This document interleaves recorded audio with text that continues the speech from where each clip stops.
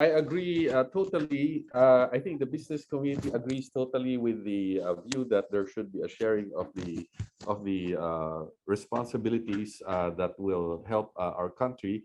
However, I have the view that the institutional and other weaknesses, strengths and weaknesses are reflective not only of the political structure or the policies, but very much due to cultural. Very often we don't want to face this issue because in many cases, while the institutional, at least periodically, are being addressed or not addressed, the cultural factor of the mass population comes in.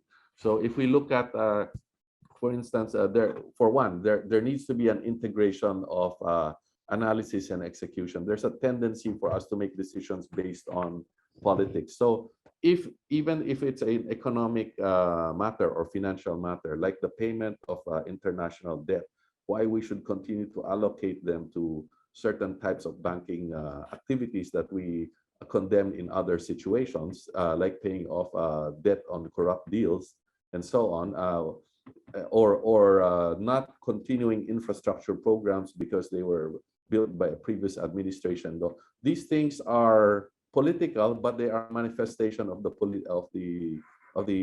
culture of looking at politics and wanting to be purist.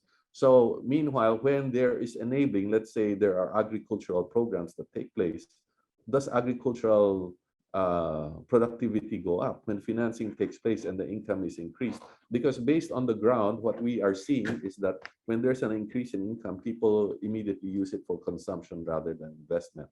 So that includes the money that is spent more on when they used to say that there's not money for schooling, but actually they're spending billions, tens of billions a year on texting and these types of things. And of course, now currently, if we do our survey, people have access to internet, which is vastly improved in the last 4 or 5 years. The coverage is more than doubled and the speed has more than doubled. But we know that the Philippines is the highest use of internet for social media. We're using approximately between 9 to 11 hours a day. And then half of that is on Facebook. So it's not being used for learning or for infrastructure. And we have to look at also, let's say, agriculture, the policy of agrarian reform. We're doing it because it's political. But currently, by this stage of agrarian reform, when it first came out, families were limited to 5 hectares. And because of the generation, it's been 30 years ago, currently they own about 1 hectare because it's been divided between the children. And now it's at the next stage where they're about to divide further because we are in development. And so we understand, we see what's happening. So at this next stage, the farms will be divided into 2,000 meters. And even though the law says there should be no more, the DAR program is no longer in effect because it's expired already more than 10 years ago. Nevertheless, by law or by administration, the DAR insists that they will have to approve every conversion.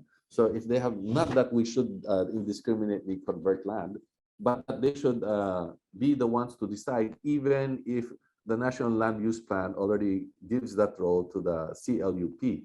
No, it's already including the Office of the President, the NEDA, Department of Finance, and so on, Department of Agriculture. But in the end, the DAR still makes the decision. And so these things about how people spend their time, if we look at this attempt to control corruption, and then the cancellation of projects of RORO because of politics. Because even if we look at that, there's this suspicion that was raised before that there was some kind of price issues, that prices are 30-40% higher than they should be because these expenditures were postponed.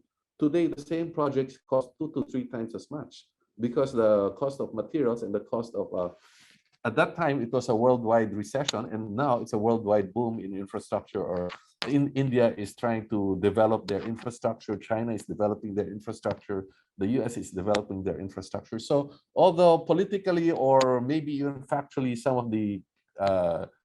of the criteria they used in making those decisions to cancel those projects might have been valid, but if you look at the larger picture of things, if you were an entrepreneur, you know that it's something you have to just ride with sometimes and then just move on forward. And this is a way of deciding that we have to look at. In the agriculture, for instance, this 2000, not only are the farms going to be broken down to about 2,000 meters each in land reform, the people are not paying their debt, no, in the farms. So there has to be a system to to be able to collect these debts. And also the children are no longer wanting to become farmers. The average age of the farmer is now 65 years old, and the children don't want to be farmers.